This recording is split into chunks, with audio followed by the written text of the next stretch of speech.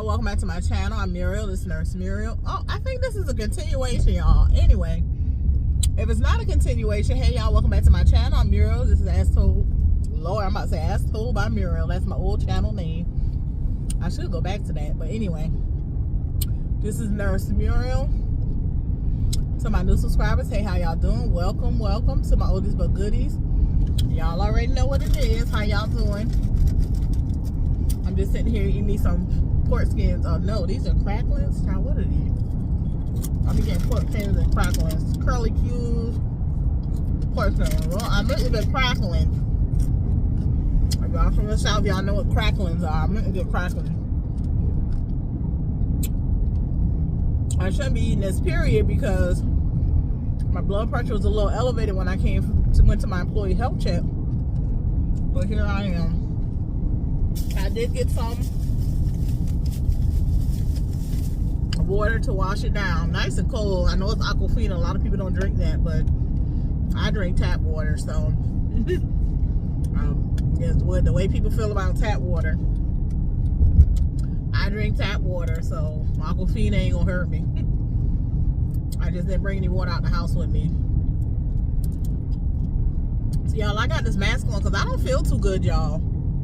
On top of this Aquafina, I got a Halls in my mouth as well. I mean, eating the pork skins, I got a Halls in my mouth as well because I don't feel good, y'all. I feel like I'm at the beginning stages of possibly getting sick, but my body is trying to fight it. And so I don't know who's going to win this, my body or the sickness, but I do feel, I don't have a temp, but I do feel like it could be the beginning stages of the flu. But I felt like this for this is the third day now. So this is why I say I don't know who's going to win this, because I don't feel sick to where I'm in the bed and just can't go do anything. You see, I'm out and about, but I can tell there's something going on. My body is trying to fight it at this time. I'm headed back to employee health, y'all, because I had my PPD placed when I came here on Wednesday. Totally forgot that I had to get it read on the way going out of town this weekend when I work. And y'all, gotta come get the PPD place again, because it's been well over 72 hours. So, really, that's all that's really going on. I don't know if y'all saw, I picked up some shifts at my PRN. I hadn't been there in a few weeks, like 2 or 3 weeks. I had to take a break from there. I told y'all how incompetent the nurses are. Y'all, I go back there, child, at least 4 or 5 residents have passed away since I've been there. 5 residents since I last worked there. I'm just walking down the halls. They got new admissions and they got empty beds, and I'm like, where is she? Where is he? Where is he? Oh, they died. Oh, they died. Oh, they died. I'm like, Lord. Now, to be honest, it's like 2 of them I thought were going to probably pass away because of the condition they were in when I left. But the other 3, total shock. Total shock.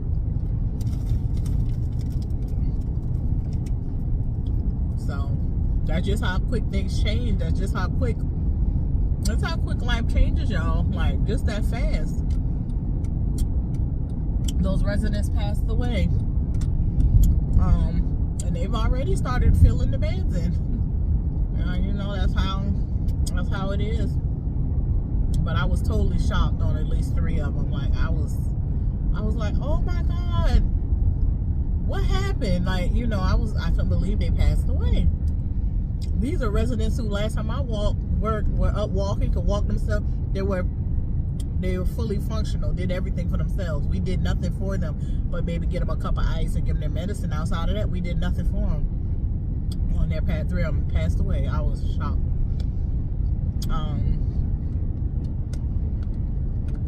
Anyhow, so I'm heading back here to get, is this the right? Yeah, I'm heading back here to get this PPD place again. Like I said, I had the Querfrin Gold done. It's supposed to be a yearly test, but most places accept that as it is what it is. and it's good for a year. But this place said they're going to use that as my second step, and this actually getting this first PPD is going to be the first step. I've never heard this before. I am excited to start, though. I start next week. It's a week-long orientation, which tells me it must be as thorough as the hospital for it to be a week-long orientation. I hate orientations, y'all. I hate orientations. Anything past 2 days is but of course I guess it's needed for a place I've never worked before, with systems I've never worked.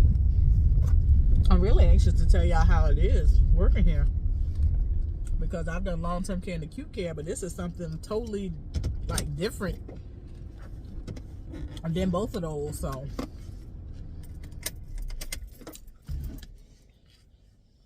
and I think y'all have heard y'all say how I wanted me a government job.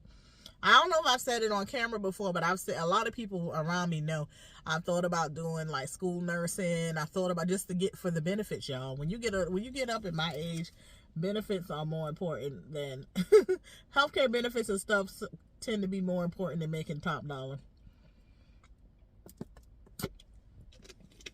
And in my case, it really is. I'm sitting out here, y'all, because I came here a little while earlier, and I saw the sign where their lunch is 11:30 to 12:30, and I got here and it was like 11:58. So I ran to Dollar General, got those Halls, got me some cough medicine. I'm not even coughing, but I got some Halls, and I got this. I've used this before.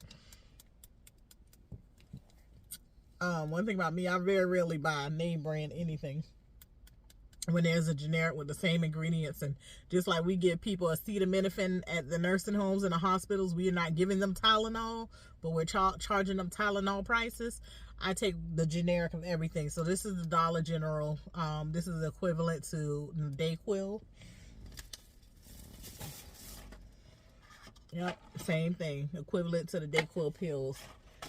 Ready to get home and take some, because even though it says it's daytime and it's not supposed to make you sleepy, any and all medicine make me sleepy. I go to sleep off of ibuprofen, y'all. Any and all medicine make me sleepy. I wanted to get some chicken noodle soup, and I forgot about it when I was in the store, because I want to go home and I want to eat some chicken noodle soup, and I don't feel like stopping again. So, but I don't know if y'all can probably hear it in my voice, like I'm fighting it, y'all. My concern is I don't want to get my son sick.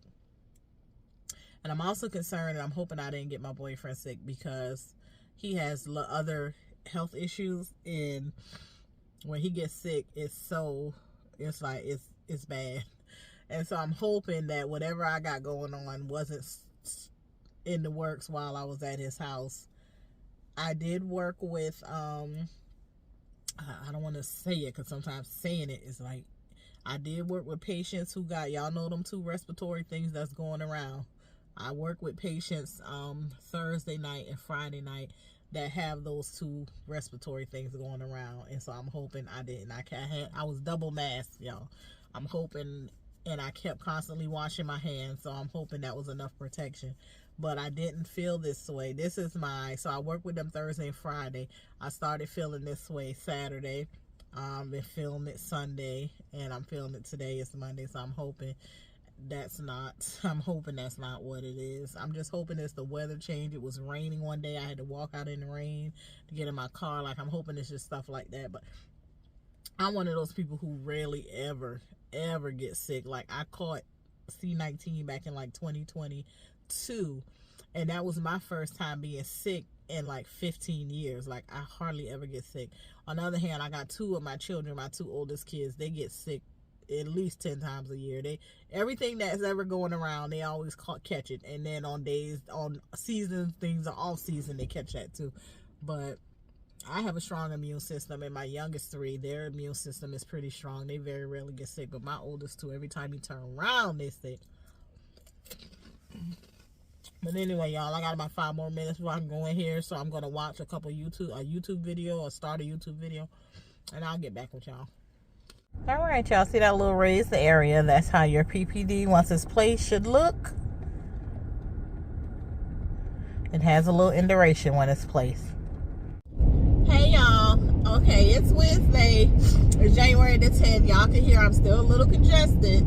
I feel pretty good. My body, whatever it was, I did buy some Tylenol with some acetaminophen because I didn't buy the name brand Tylenol.